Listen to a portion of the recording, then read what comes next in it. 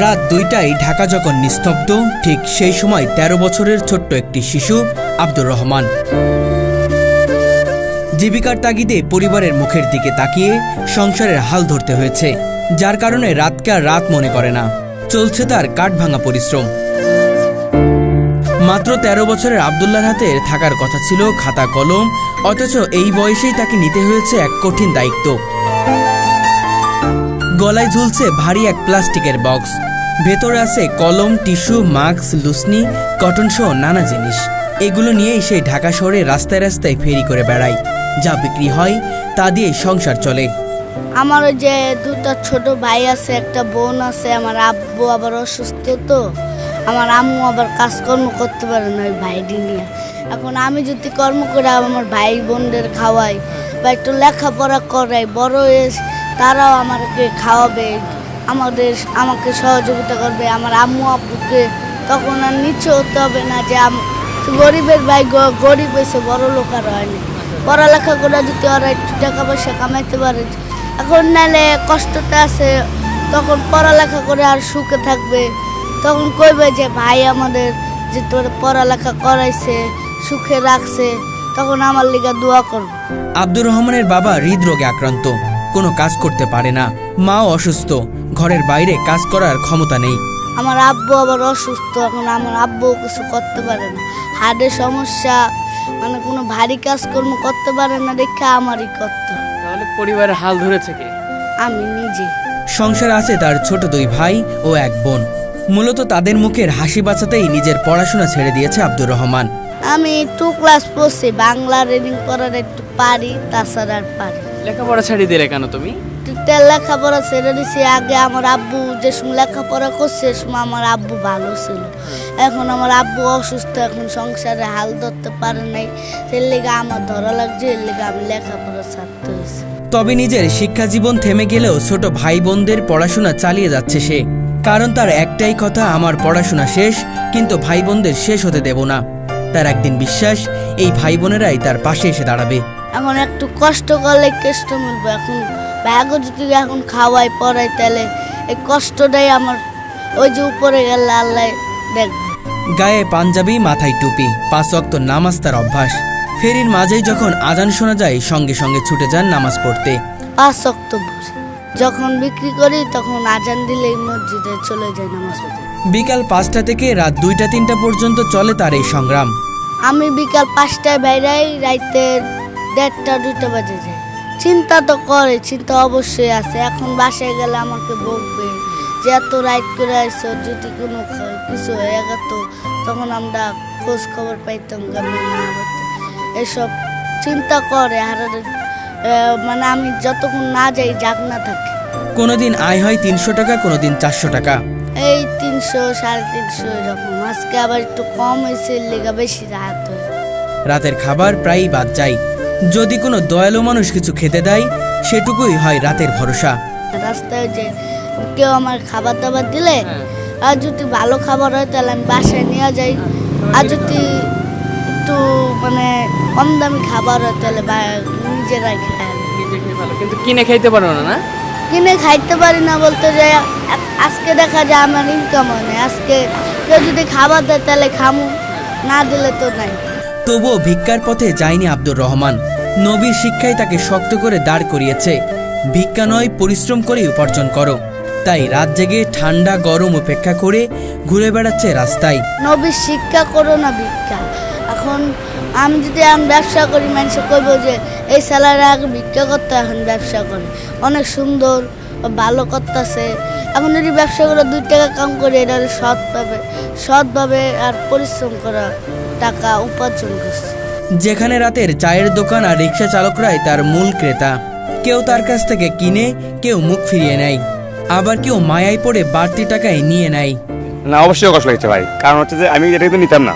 এটার কারণ হচ্ছে কি, আমার ছেলে বলতেছে বাবা এগুলো বেছে, তাহলে নেও, ঠিক আছে তাহলে 3টা নেও, এই জন্য ভাই। আর তাছাড়া আমি চাই যে এই ধরনের রাস্তা না করে আশ্রয় কোনো স্থান জানা হয়, এটা প্রত্যাশা আমি করি সবসময়। আর আমাকে অবশ্যই সহজে থাকবে যেরকম কোনো জায়গা থাকে। আর এখন বাজে 2টা মনে হয় পার হয়ে গেছে, 2:10-15 বাজে। হ্যাঁ, 2:14 বাজে। তার কারোর প্রতি কোনো অভিযোগ নেই। সে বিশ্বাস করে আজকের এই পরিস্থিতি আল্লাহর ইচ্ছায়, এবং কপালে যা লেখা ছিল তাই হয়েছে। এই মেনে সে এগিয়ে চলছে জীবনের পথে। আল্লাহ যেমনই রাখছে সুখে রাখছে, আল্লাহ তো সুখ ছাড়া অশান্তি দেয় নাই। তাই আল্লাহর কাছে শুকরিয়া জানি, আল্লাহ আঙ্গরে সবসময় ভালো রাখে ও সুস্থ রাখে, আঙ্গ পরিবারদের জানি সুন্দর ও সুস্থ মতন থাকতে পারে। যারা তাকে দেখে থমকে দাঁড়ায় তারা প্রায়ই বলে, আমার সন্তানের বয়সী ছেলে, এভাবে রাস্তায় থাকার কথা নয়। রাত 2টা বেরিয়েছে তো আমার কাজ করতে আছে। খারাপ তো লাগবে অবশ্যই, আমারও তো বাচ্চা আছে, বাচ্চা তো বাসায়, কথা বলছেন না, বাচ্চার মতনই তো আমার। অনেক কষ্ট লেগেছে ভাই। ওনার বাচ্চা দেখে মনে হয় যে উনি যদি অন্য কিছু কাজে থাকতো, মনে হয় যে ওনার বাপ মা মনে হয় কেউই নাই থাকতো, যদি তাহলে তো এরকম কিছু করতো না, তাই না? আমি মনে করি মাঝে মাঝে আমি রাতে গাড়ি চালাই, ওরা দেখে একটু একটা খারাপ লাগে, এরকম খারাপ লাগানোর আর কোনো কিছু নাই। তবে আমি তো আর নিজের কেউ না যে ওনারা নিজেই বসে খাওয়াবো কি খেলাবো। আর 4টা 5টা পর্যন্ত থাকে দেখছি আমি, ওনারে দেখছি খালি এক জায়গায় না, উনি জসীমউদ্দিন থাকে, এনে থাকে দেখবেন রাজরক্ষী, সব জায়গার মধ্যেই থাকে ও। কিন্তু জীবনের নির্মমতা সেই কথাগুলোকে হার মানিয়ে দেয়। অদম্য সাহস আর অগাধ দায়িত্ববোধ নিয়ে লড়ছে আব্দুর রহমান।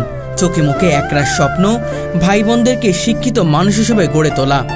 পরে যে সময় আমি কাজে বেলায় ভাবি যদি ঘরে থাকতাম, আমি ভাইয়াগুলোয় খেলতাম, ফিরতাম, ভাইয়াগুলোকে অনেক কিছু করতাম, বাবা মার লগে শয়তানি করতাম।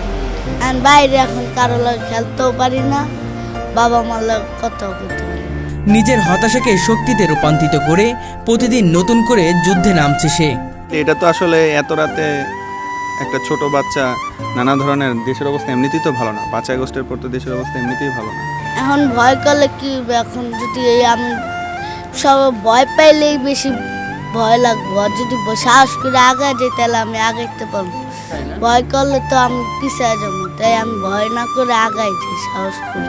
আব্দুর রহমান শুধু এক শিশু নয়, সে আমাদের সমাজের জন্য এক অদম্য দৃষ্টান্ত, যেখানে দায়িত্ব, ত্যাগ আর আত্মসম্মান একে তৈরি করেছে এক অটল চরিত্র, যা থেকে আমাদের শেখা আছে অনেক কিছু। আমার নাম আব্দুর রহমান। তোমার বয়স কত? আমার বয়স এই 13। কি কি বিক্রি করো এখানে? লুসনি, মাজনি, naphthalene, cotton bud, clay, bubble, sticker, mask, এসব এই 8 আচ্ছা আচ্ছা। তোমার পরিবারে কে কে আছে? আমার আম্মু আছে, আমার আব্বু আছে, আমার ছোট দুটা ভাই আছে, একটা বোন আছে, আর আমি। যার লাগে এত কিনে, যার লাগে না সে কিনে না। কষ্ট হলে কিছু করার নাই, রাঙ্গ কপালে লেখা ছিল, নসিবে ছিল। এখন আল্লাহ এটাই করছে। তোমার আর 2টা ভাই এবং ছোট বোন, কি তোমার ছোট না বড়?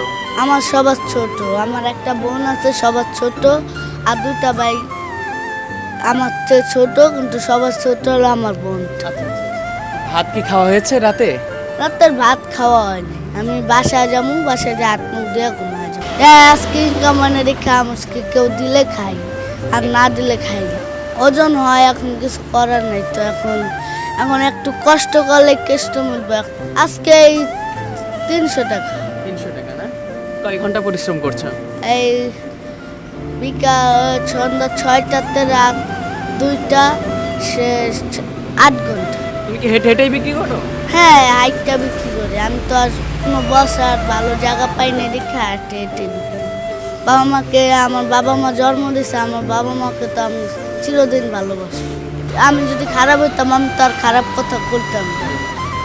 আমি এখন যদি আমি খারাপ কথা কই, মানে আমি নিজেই খারাপ। আপনার কাছে আমি বিক্রি করতে আসি, আপনার কাছে তো আমি কই নাই যে আপনি আমার 10টা টাকা দেন, 20টা টাকা দেন। আমি বিক্রি করতে আসি, যদি আপনি খারাপ কথা কন, এটা আল্লাহর কাছে আপনি দাবি থাকবেন, আমি থাকবো।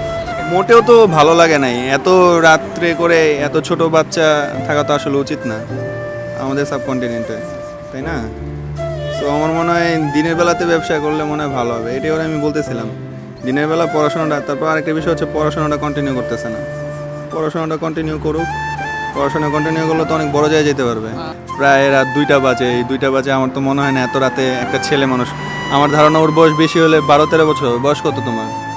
14 বছর। 14 বছর একটা ছেলে মানে জন্য খুব ডিফিকাল্ট। তারপর এরকম সময় চারদিকে ছিনতাইকারী হেঁটে কাজ করতে আছে ভালো, পড়ালেখা করতে পারে না, কি করব? মানে বাবা মার আর্থিক অবস্থা খারাপ, কারণ ভালো করতেছে। অন্য অন্য পোলাবান তো এদিকে রাস্তা ঘুরে আর ডেন্ডি মেন্ডি খায়, বোঝেন না, মাসের ছিনতাইকারি করে। একটা ব্যবসা করে ভালো, হ্যাঁ, দুইটা বাদ যায়। কি করবো বোঝেন না, গরিব মানুষ কি করবো। যদি আজকে যদি বাবা মা যদি ভালো হইতো তো তো পোলায় বাসায় থাকতো। আমার অবশ্যই খুব খারাপ লাগছে, এতটুকু একটা বাচ্চা এত রাতে এখনো রাস্তায়। প্রায় আমি দেখি, আমি রাত্রে গাড়ি চালাইলে এগুলা বিক্রি করে। হ্যাঁ, অনেকে হয়তো কিছু সহযোগিতা করার চেষ্টাও করে মাঝে মাঝে, একটু আমি দেখি। আমার খুব খারাপ লাগে, আর এত ছোট বাচ্চা রাত 3টে 4টে পর্যন্ত থাকে, আমি দেখি প্রায়।